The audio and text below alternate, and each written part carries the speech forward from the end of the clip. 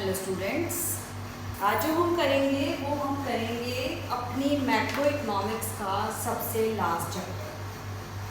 हम कर रहे हैं यूनिट फिफ्थ में हमारे दो चैप्टर्स थे, BOP and foreign exchange. BOP हम कंप्लीट कर चुके हैं। अब हमारा लास्ट चैप्टर जो शुरू करवा रही हूँ वो है फॉरेन एक्सचेंज रेट। तो चैप्टर का नाम फॉरेन एक्सचेंज रेट, ये आपकी यूनिट फिफ्थ का सेकेंड चैप्टर है। अब यहाँ चैप्टर का नाम फॉरेन एक्सचेंज रेट, तो उससे पहले हमें पता होना चाहिए कि फॉरेन एक्सचेंज क्या है। तो जब हम फॉरेन एक्सचेंज की बात करते हैं, फॉरेन एक्सचेंज का मतलब क्या है, हमारी डोमेस्टिक करेंसी के अलावा दूसरे देशों की, दूसरे कंट्रीज की जो भी करेंसीज हैं वो सब हमारे लिए फॉरेन एक्सचेंज है। फॉर एग्जाम्पल इंडिया की जो करेंसी है उसका नाम है रुपी। अब रुपी, इंडियन रुपी के अलावा जो भी करेंसीज हैं, डॉलर, पाउंड, येन, जो भी करेंसीज है वो सारी करेंसीज हमारे लिए क्या होंगी, फॉरेन करेंसीज, या जिसको हम कहते हैं फॉरेन एक्सचेंज। तो चाहे आप इसको फॉरेन करेंसी बोलो या फॉरेन एक्सचेंज बोलो, एक ही चीज। लेकिन फॉरेन एक्सचेंज और फॉरेन एक्सचेंज रेट दोनों अलग अलग चीजें। फॉरेन एक्सचेंज अभी बताया, अब हम शुरू करेंगे फॉरेन एक्सचेंज रेट क्या है। अब फॉरेन एक्सचेंज रेट क्या पे हम जो इंडिया में रुपी है वो तो हमारा आरबीआई जो है वो प्रिंट करता है, लेकिन जो दूसरी करेंसीज हैं उनकी भी तो हमें जरूरत पड़ती है। मान लो किसी को अमेरिका जाना है किसी भी काम से, अब वहाँ इंडियन रुपी तो चलेगा नहीं, वहाँ डॉलर चलेगा, तो हमें वहाँ डॉलर को परचेज करना पड़ेगा। अपने इंडियन रुपी देकर हमें डॉलर परचेज करना पड़ेगा। तो ये हमारी डोमेस्टिक करेंसी को जो एक्सचेंज करने का रेट है उसको हम क्या बोलते हैं, फॉरेन एक्सचेंज रेट। तो यहाँ definition, foreign exchange rate refers to the rate at which one currency is exchanged for the another। एक करेंसी को जब हम दूसरी करेंसी में चेंज करते हैं तो जिस रेट के ऊपर चेंज करते हैं वो रेट हमारा क्या कहलाता है, फॉरेन एक्सचेंज रेट। अब इसमें हमने एग्जांपल लिया हुआ है फॉरेन एक्सचेंज रेट का। अगर आप एग्जांपल देखें, एग्जांपल हमारा मान लीजिए हम कह रहे हैं $1 इज इक्वल टू 60 रुपीज। अगर हमें $1 खरीदना है तो उसके लिए हमें 60 रुपीज पे करने पड़ेंगे, या आप कह सकते हो 1 रुपीज इज इक्वल टू 1/60 $। तो ये जो है ये हमारा क्या हुआ, ये हमारा फॉरेन एक्सचेंज रेट का एग्जांपल हुआ। तो फॉरेन एक्सचेंज रेट वही जो यूनिट है, मैंने आपको पहले भी बताया था, ये पूरी यूनिट आपकी ओपन इकोनॉमी के साथ रिलेटेड है, क्लोज इकोनॉमी के साथ रिलेटेड नहीं है। ये पूरी यूनिट आपकी ओपन इकोनॉमी के साथ रिलेटेड। इसमें हमें क्या देखना है, इसमें हमने देखना है कि जब हम रेस्ट ऑफ वर्ल्ड में जाते हैं तो वहाँ हमारा जो करेंसीज का ट्रांजेक्शन्स होता है उनको हम कैसे, किस रेट पर एक्सचेंज करते हैं। तो ये तो हमारी डेफिनेशन हुई। अब हम इसकी जो करेंगे आगे वो हम करेंगे इसके टाइप्स। फॉरेन एक्सचेंज रेट कितनी तरह के होते हैं। फॉरेन एक्सचेंज रेट हमारे दो तरीके के हैं। एक होता है हमारे पास फिक्स्ड एक्सचेंज रेट, और सेकेंड हमारे पास होता है flexible exchange rate. Flexible exchange rate, तो यहां इन दोनों को डिटेल में करेंगे, fix exchange rate and flexible exchange rate. अब हमें ये पता होना चाहिए इंडिया में हमारा क्या सिस्टम है। अगर अब हम इंडिया में सिस्टम देखें, इंडिया में हमारा फ्लेक्सिबल एक्सचेंज रेट है, फिक्स एक्सचेंज रेट हमारे पास नहीं है। फिक्स एक्सचेंज, जो फिक्स एक्सचेंज रेट है ऐसे नहीं, पहले होते नहीं थे। फिक्स एक्सचेंज रेट हमारे यहाँ काफ़ी टाइम तक चला, फिर 1990s के बाद हमने फिक्स एक्सचेंज रेट को छोड़ा है। तो यहाँ इनके बारे में बात करने से पहले हमें ये पता होना चाहिए कि जो दोनों रेट हैं ये दोनों रेट हमारे क्या हैं। सबसे पहले हम कर रहे हैं फिक्स एक्सचेंज रेट। जो फिक्स एक्सचेंज रेट का क्वेश्चन है वो आपके पास डेफिनेशन आ सकती है, 4 मार्क्स का क्वेश्चन आ सकता है कि फिक्स एक्सचेंज रेट की डेफिनेशन आप बताइए और इसकी मेरिट और डिमेरिट बताइए। अब फिक्स एक्सचेंज रेट, सबसे पहले हम इसकी डेफिनेशन देख रहे हैं कि फिक्स एक्सचेंज रेट हमारे पास होता क्या है। अब आजकल आपने देखा होगा जो फॉरेन करेंसीज के रेट हैं, अगर आप टीवी वगैरह देखते हैं तो वहाँ देखिए डेली जो फॉरेन करेंसीज के रेट है वो चेंज होते रहते हैं। फिक्स एक्सचेंज रेट वो सिस्टम है जिसमें किसी भी करेंसी का जो एक्सचेंज रेट है वो गवर्नमेंट फिक्स कर देती है। मार्केट फोर्सेस का इसके ऊपर कोई इफेक्ट नहीं पड़ता, डिमांड क्या है, सप्लाई क्या है, उससे कोई इफेक्ट नहीं पड़ता। फिक्स एक्सचेंज रेट डेफिनेशन अगर हम देखें, fix exchange rate is the rate in which exchange rate is determined by the government या it is fixed by the government. कि इसमें जो जैसे मान लीजिएगा डॉलर है, $1 खरीदने के लिए आपको कितने रुपए पे करने पड़ेंगे, या 1 पाउंड खरीदने के लिए आपको कितने रुपए पे करने पड़ेंगे, इसका जो डिटर्मिनेशन है, इसका डिटर्मिनेशन कौन करती थी? गवर्नमेंट करती। जैसे आज भी देखिए कई चीज़ों के जो रेट्स हैं गवर्नमेंट फिक्स कर देती हैं। जैसे आप देखिए सिलेंडर है, सिलेंडर के रेट को जो है मार्केट रेट और आपके लिए जो रेट है बिना सब्सिडी और सब्सिडी वाला जो सिलेंडर उसका रेट गवर्नमेंट तय करती है। तो फिक्स एक्सचेंज रेट जो है वो गवर्नमेंट तय करती थी, इसमें मार्केट फोर्सेस का कोई इफेक्ट नहीं पड़ता। मार्केट फोर्सेस का इफेक्ट पड़ने का मतलब कि डिमांड बढ़े तो रेट बढ़ जाए, डिमांड कम हो तो रेट कम हो जाए, ऐसा नहीं है। इसका रेट गवर्नमेंट ने जो एक बार फिक्स कर दिया वो रेट सालों साल तक गवर्नमेंट इसका रेट जो है वो फिक्स कर देती थी, बार बार उसमें कोई चेंज नहीं आता था। अब ये तो हमारी डेफिनेशन हो गई। अब इसमें इसके मेरिट और डिमेरिट करने हैं। आपकी जो बुक्स हैं, आपकी बुक्स में जनरली ये जो आगे जो टॉपिक है उसमें आपके पास इसके मेरिट और डिमेरिट्स नहीं है, लेकिन पीछे जब आप पावर बूस्टर देखेंगे, हर एक चैप्टर के बाद में पावर बूस्टर्स होते हैं, वहाँ इसके मेरिट और डिमेरिट, तो वहाँ इसकी मेरिट और डिमेरिट में से आपने, क्योंकि हमारे पास ज़्यादा क्वेश्चन नहीं आता, 3 मार्क्स का क्वेश्चन ही आता है, तो आपको ज़्यादा नहीं करना, 2 मेरिट और 2 डिसमेरिट जो डिमेरिट है वो आप इसको याद करें। तो सबसे पहले हम कह रहे हैं कि जो फिक्स एक्सचेंज रेट है उसके मेरिट और डिमेरिट हम कर रहे हैं कि फिक्स एक्सचेंज रेट की मेरिट और डिमेरिट क्या है। मेरिट मतलब इसके फ़ायदे क्या थे। अब देखिए 1947 में हमने इसको अडॉप्ट किया था और उसके बाद 1990s तक ये सिस्टम हमारा चला। 1990s के बाद हमने इस सिस्टम को छोड़ा है, तो कुछ ना कुछ तो इसमें मेरिट रही होंगी जो इतने साल हमने इसको अडॉप्ट किया।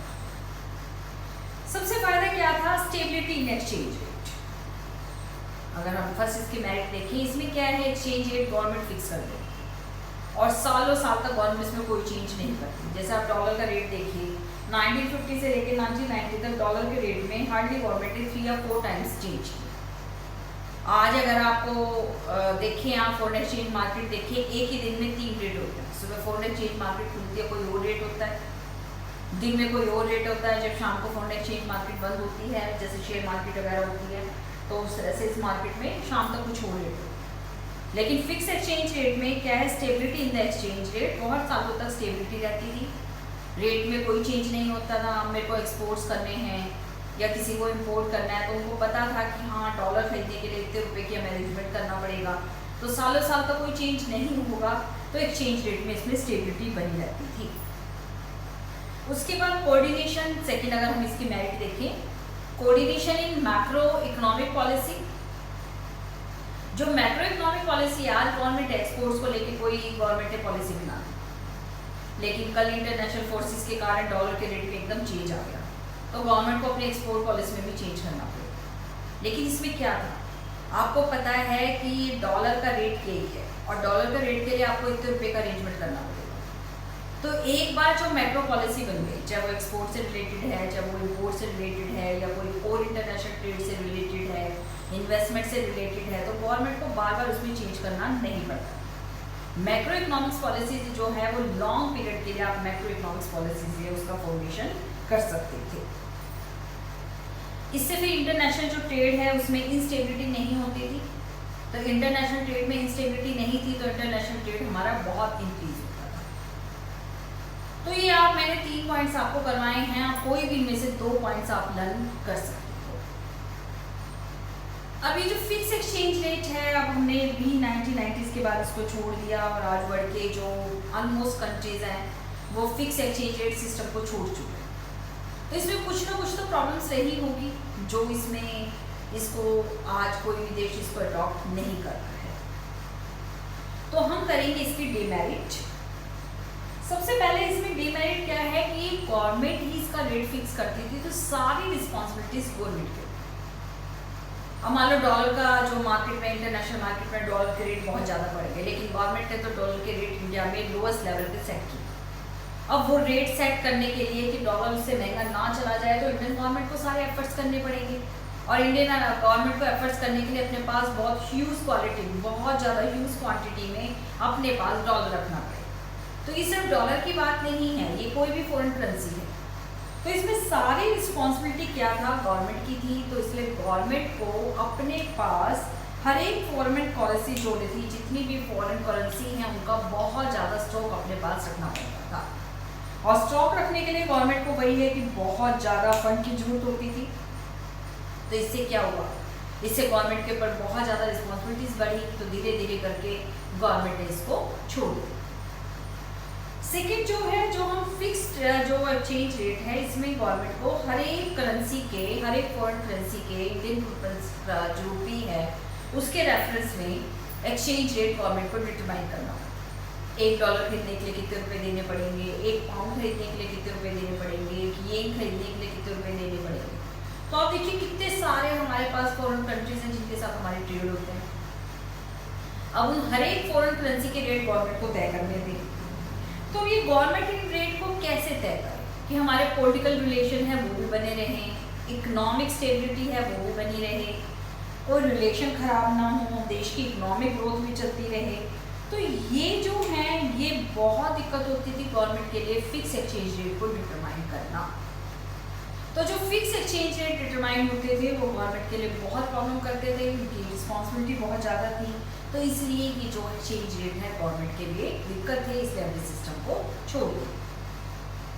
अगर हम थर्ड देखें, एक्सचेंज रेट जो था वो कभी इक्विलिब्रियम एक्सचेंज रेट ये बन ही नहीं पाया, क्योंकि fix exchange rate government impose करती थी। तो फिक्स एक्सचेंज रेट जब गवर्नमेंट जो इम्पोज कर रही है, तो गवर्नमेंट जब इसको इम्पोज कर रही है तो एक ज़बरदस्ती वाली चीज़ हो गई कि हाँ गवर्नमेंट ने रेट तय कर दिए।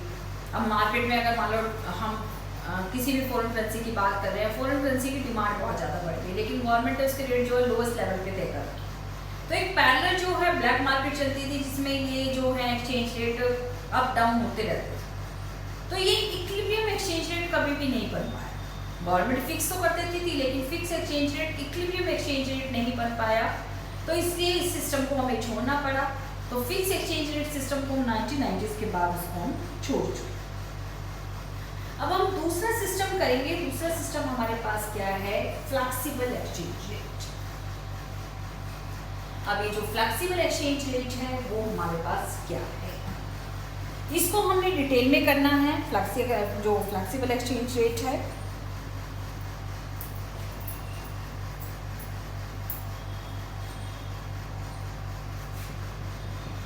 Flexible exchange rate, flexible exchange rate जो हम बात कर रहे हैं फिक्स से अपोजिट। फ्लेक्सिबल एक्सचेंज रेट हमारे क्या रहेंगे, फिक्स से अपोजिट। ये रेट है विच इज डिटरमाइंड बाय, ये रेट मार्केट फोर्सेस तय करती है। It is determined bye market forces of demand and supply of foreign exchange.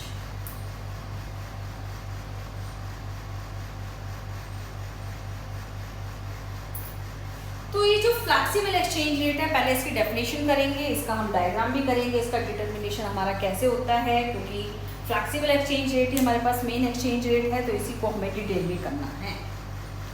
तो अगर हम फ्लेक्सिबल एक्सचेंज रेट देखें, flexible exchange rate is rate which is determined by the market forces of demand and supply of foreign exchange। ये जो है flexible exchange rate market forces से determine होता है। मार्केट फोर्सेस क्या, अब मान लो फॉरेन एक्सचेंज में हम एक एग्जांपल ले लेते हैं डॉलर का।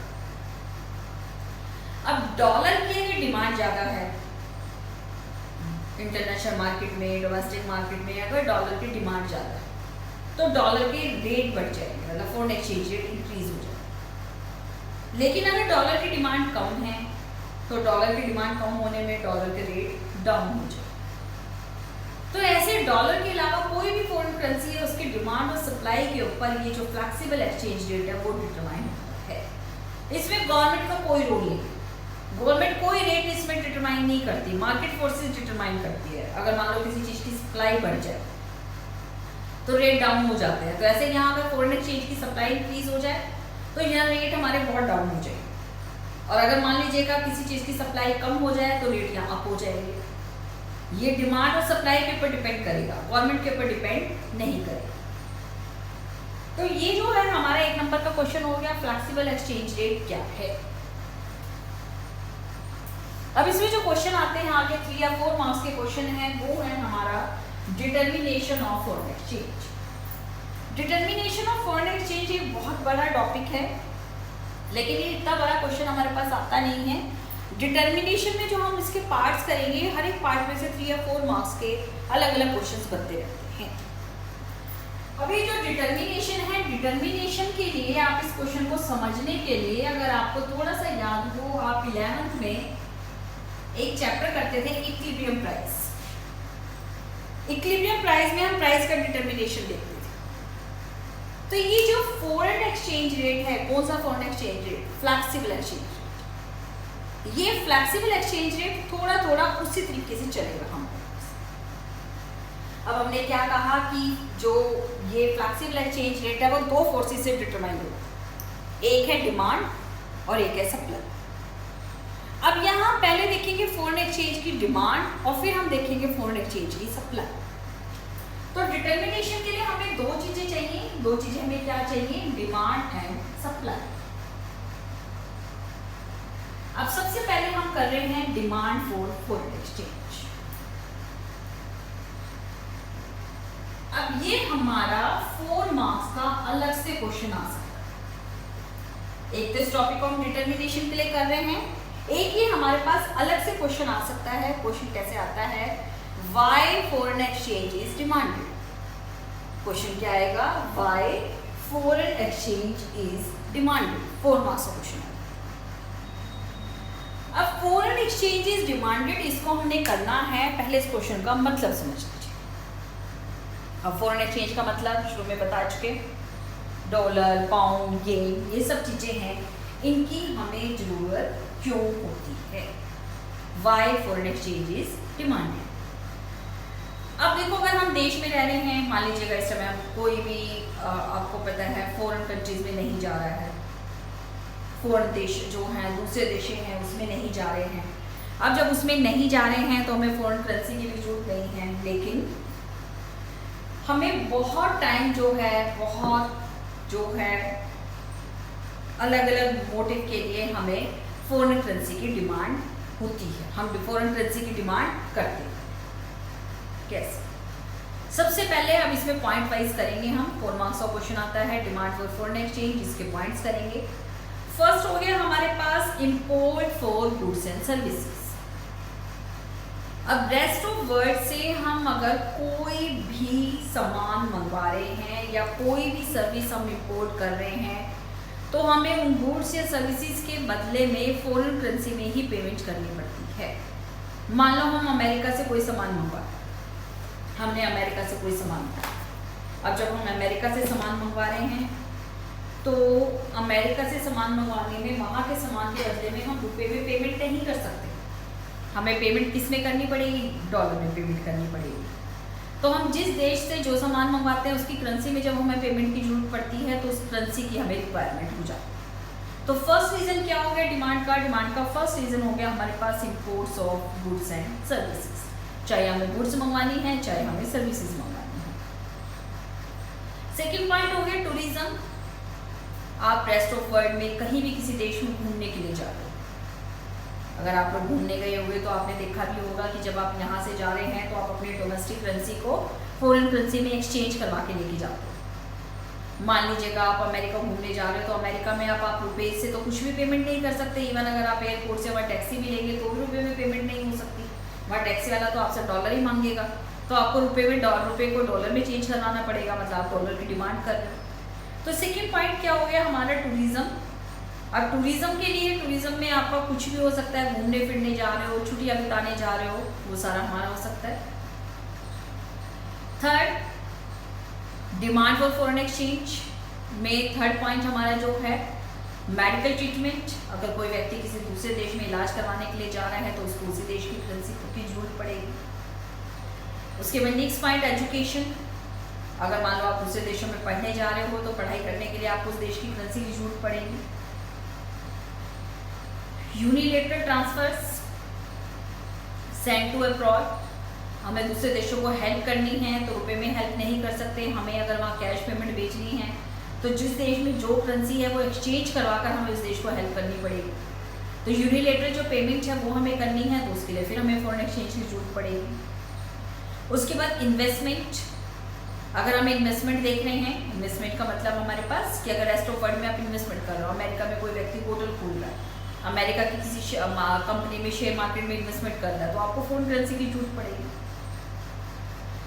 तो आप कोई भी इन्वेस्टमेंट कर रहे हो, होटल खरीद रहे हो, वहाँ पे ज़मीन खरीद रहे हो, उसके लिए फिर आपको इसकी जरूरत पड़ेगी। तो अगर हम इन पॉइंट्स को अगर हम देखें तो हमारे पास अलग अलग पॉइंट्स हमारे निकल के आ रहे हैं। हमारे पास जो है वो अगर हम यहाँ में लिख दूँ इनको पॉइंट्स को, जो आपको समझने में आसान रहे, हमारे पास हो गया इंपोर्ट्स, टूरिज्म। अगर आप बाहर घूमने के लिए जा रहे हो, इन्वेस्टमेंट, इन्वेस्टमेंट के बाद फिर हमारा जो भी हमने पॉइंट डिस्कस किए थे, बाहर घूमने जा रहा है, टूरिज्म में अब हमारा अगर हम ले तो सारा आ गया, चाहे एजुकेशन है, चाहे हमारा मेडिकल ट्रीटमेंट है, चाहे हम छुट्टियां बिताने के लिए जा रहे हैं, वो हमारे पास यहाँ हो गया। यूनिलेटरल पेमेंट हम जो कर रहे हैं। उसके बाद एक पॉइंट आता है प्रॉफिट अर्निंग, जिसको बोला जाता है स्पेकुलेशन। ये क्या होता है? अब आज इस समय हजारों लोग इस ट्रेड में लगे हुए हैं कि जिस फॉरेन करेंसी की अगर हमारे पास रेट डाउन हो जाते हैं, किसी भी फॉरेन करेंसी के रेट अगर हमारे पास डाउन हो गए तो हमने उसको परचेज करके रखा, और जब वो करेंसी महंगी हुई तो हमने उसको बेच दी। ये कहलाता है प्रॉफिट अर्निंग या स्पेकुलेशन। तो इसके लिए भी फॉरेन करेंसी की डिमांड होती है कि जब किसी फॉरेन करेंसी के रेट डाउन हो जाते हैं, जिन लोगों को पता होता है, मार्केट की जानकारी है, वो उसको उस समय खरीद के रखते हैं। तो प्रॉफिट अर्न करने के लिए भी फॉरेन करेंसी के ट्रेड से प्रॉफिट अर्न करने के लिए भी हमारे पास क्या है, फॉरेन करेंसी की डिमांड होती है। तो ये हमारा हो गया सोर्सेज ऑफ फॉरेन एक्सचेंज।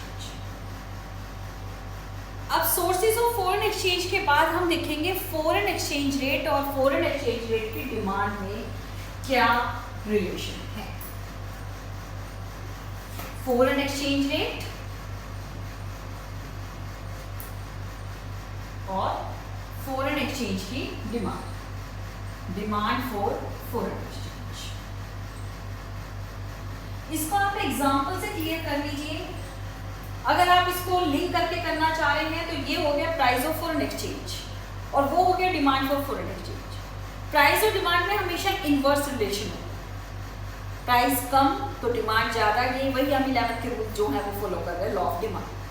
तो फॉरेन एक्सचेंज रेट का मतलब एक तरीके से फॉरेन एक्सचेंज जो है उसकी प्राइस क्या है, दोनों में इनवर्स रिलेशन होगा।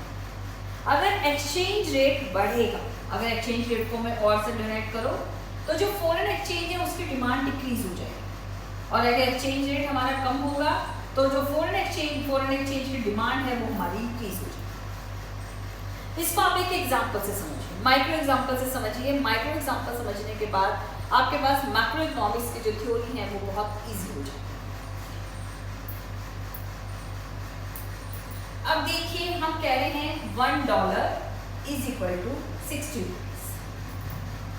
कोई भी एज्यूमिंग एग्जांपल हम लेके चलो। अब फॉरेन एक्सचेंज रेट बढ़ गया, $1 is equal to 65 rupees.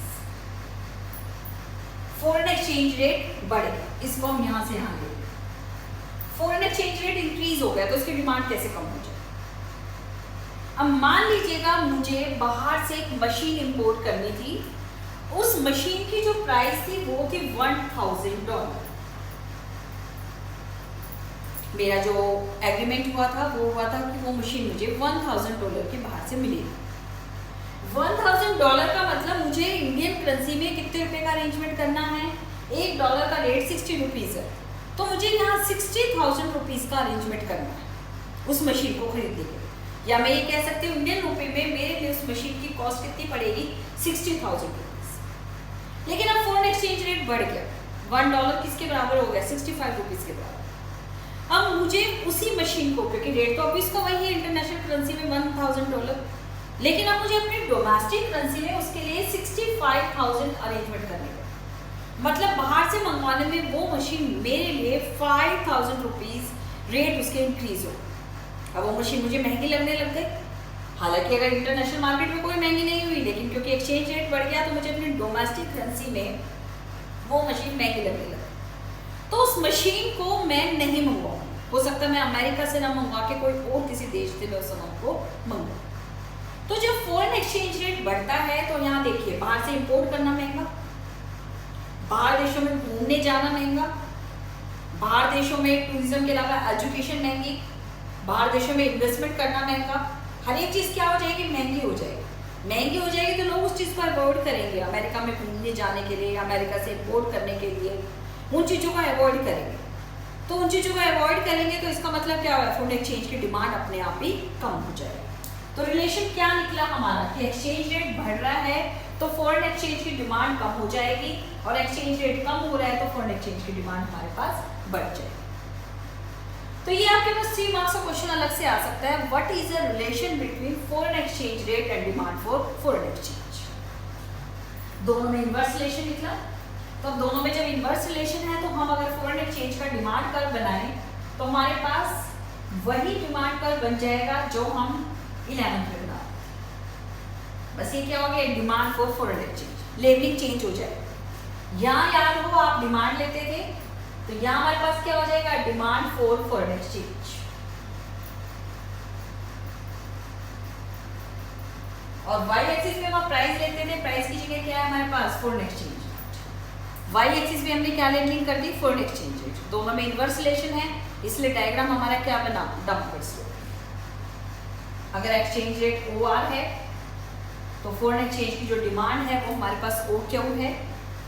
Exchange rate हमारा कम हो गया तो हमारी जो डिमांड है वो हमारी इंक्रीज है। तो फॉरेन एक्सचेंज रेट और जो फॉरेन एक्सचेंज की डिमांड है दोनों में इनवर्स रिलेशन होता है।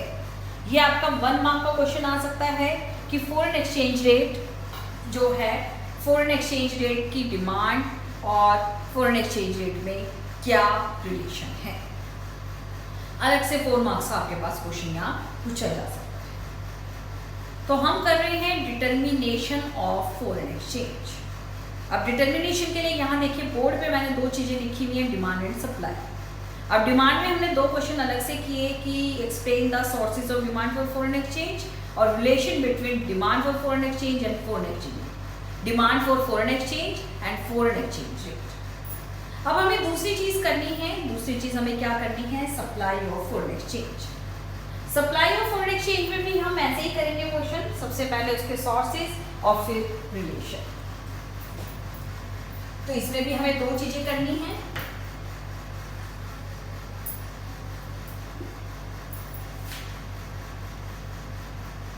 सप्लाई फॉर फॉरेन एक्सचेंज,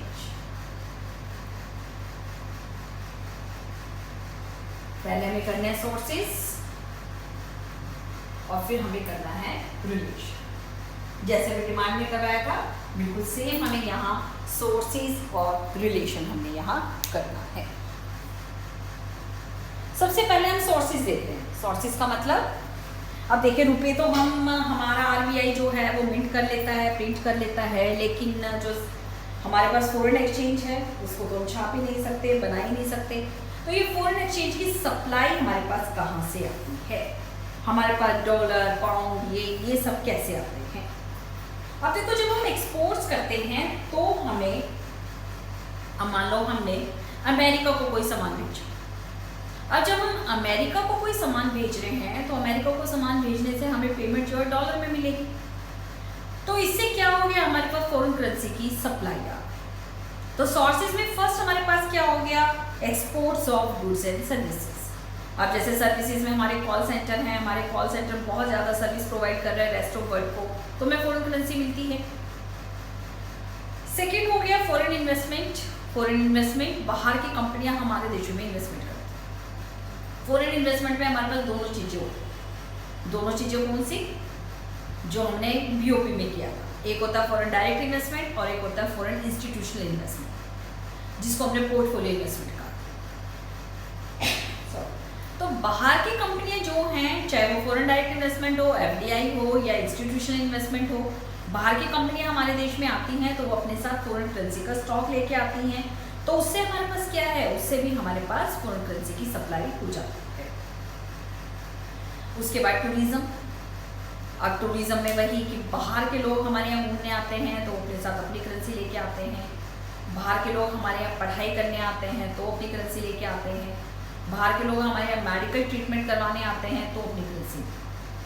बाहर जाते हैं तो डिमांड क्रिएट होती है और बाहर के लोग हमारे यहाँ होते हैं तो सप्लाई क्रिएट होती है। उसके बाद है हमारे पास रेमिटेंसेस।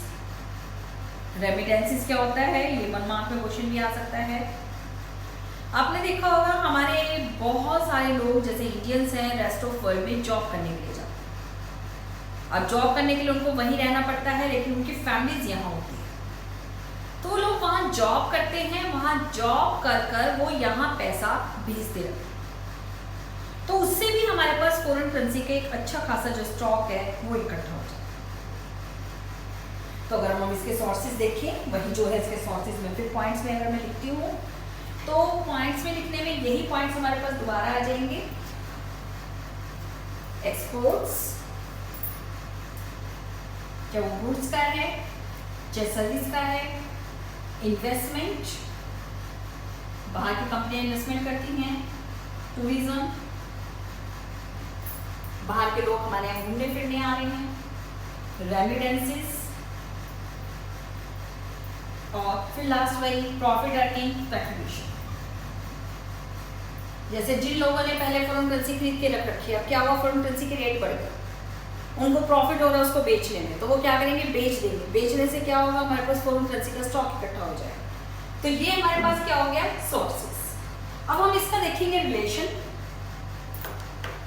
अब रिलेशन में हमारे पास जैसे प्राइस और सप्लाई में डायरेक्ट रिलेशन होता है, ऐसे यहाँ हमारे पास फॉरेन एक्सचेंज रेट और फॉरेन एक्सचेंज की सप्लाई में डायरेक्ट रिलेशन होगा।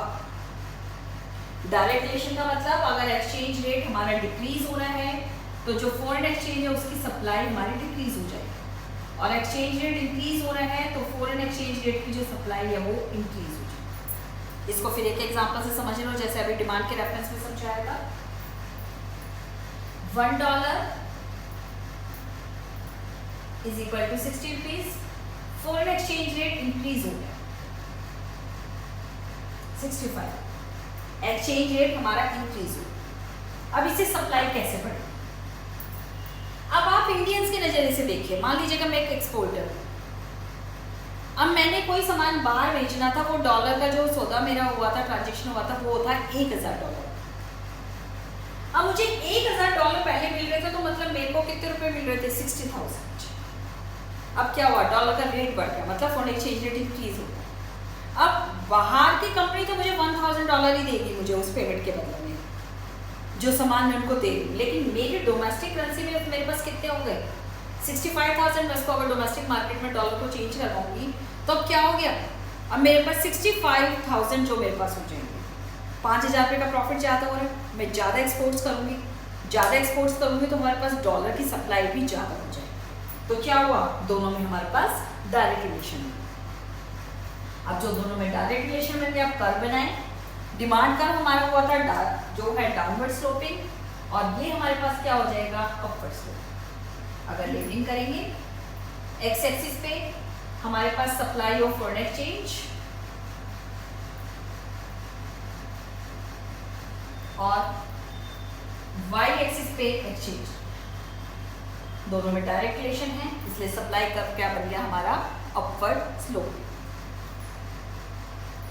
Rate OR, OQ, R1, OQ। Exchange rate OR था तो सप्लाई थी OQ, जैसे एक्सचेंज रेट बढ़ा सप्लाई हमारी इंक्रीज होके हो गई OQ1।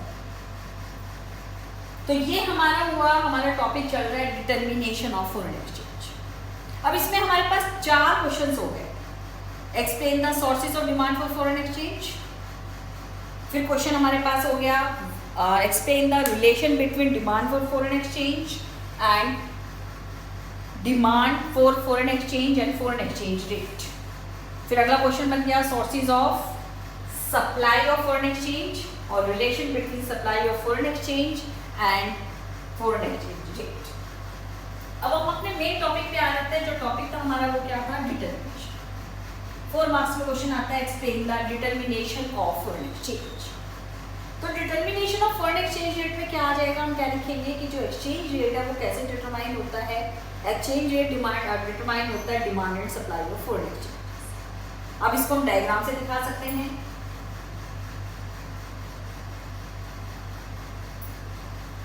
एक्स एक्सिस पे, क्योंकि अब हम डिटर्मिनेशन दिखा रहे हैं, दोनों चीजें लेनी है, तो हमारे पास क्या हो जाएगा? Demand and supply of foreign exchange.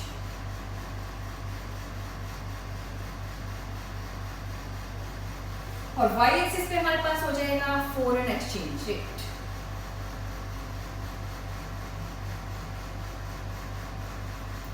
Demand का डाउनवर्ड स्लोपिंग, ये हो गया हमारा डिमांड का। सप्लाई का अपवर्ड स्लोपिंग, SS। अब दोनों जहां इंटरसेक्ट कर रहे हैं, देखो डायग्राम बिल्कुल वैसा जैसे 11th में इक्विलिब्रियम प्राइस में आप बनाते हो। दोनों इंटरसेक्ट कर रहे हैं E पॉइंट पर। E पॉइंट हो गया इक्विलिब्रियम पॉइंट।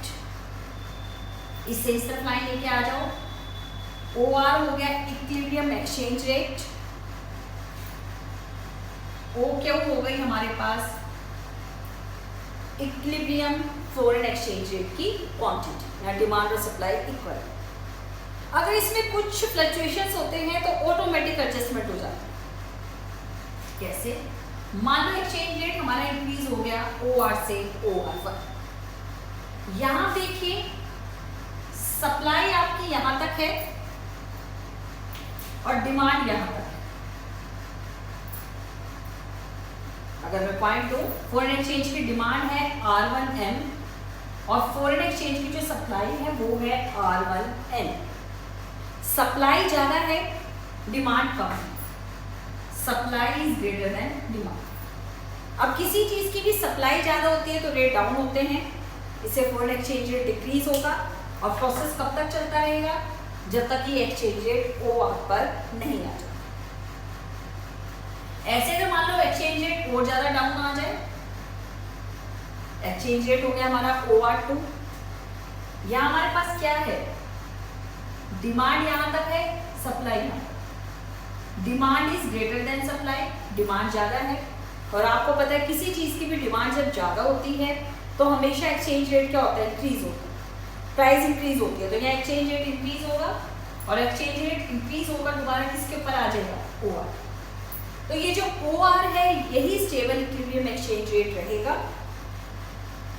ये एक्सचेंज रेट जो है अगर इसमें कुछ फ्लक्चुएशंस होते हैं तो यहाँ फ्लक्चुएशंस होने में ये ऑटोमेटिक एडजस्टमेंट चलेगी। ऑटोमेटिक एडजस्टमेंट अपने आप डिमांड और जो सप्लाई की फोर्सेस है वो इस तरह से एडजस्ट होंगी, डिमांड और सप्लाई की फोर्सेस, कि यहाँ इक्विलिब्रियम एक्सचेंज रेट पर दोबारा पहुंचा जा सकता है। और इक्विलिब्रियम एक्सचेंज रेट क्या है? OR। तो जब आप कभी देखते हैं कभी डॉलर हमारा इतना अप चला गया, कभी डॉलर हमारा इतना डाउन जा रहा है, ये किसकी वजह से होता है? ये फ्लक्चुएशंस होता है डिमांड और सप्लाई की फोर्सेस। अगर डिमांड बहुत ज़्यादा हो जाती है तो रेट अपने आप अप हो जाते हैं, और अगर डिमांड कम हो जाती है तो रेट हमारे डाउन हो जाते हैं। तो ये हमारा हो गया डिटर्मिनेशन ऑफ फॉरेन एक्सचेंज, जिसमें अभी मैंने आपको बताया कि इसमें आपके पास बहुत सारे क्वेश्चंस बन सकते हैं। टॉपिक एक है लेकिन 5 क्वेश्चंस आपके इसमें से बन जाते हैं। तो ये चैप्टर हमारा बहुत बड़ा नहीं है। इस वाली क्लास में हमने इसके टॉपिक किए। नेक्स्ट वीडियो में ये चैप्टर हमारा कंप्लीट हो जाएगा और चैप्टर कंप्लीट होने का मतलब पूरी मैक्रो इकोनॉमिक्स का कंप्लीट हो। तो इसको मैं यहीं ख़त्म कर रही हूँ। नेक्स्ट वीडियो में हम इसी को आगे डिटेल में पढ़ेंगे।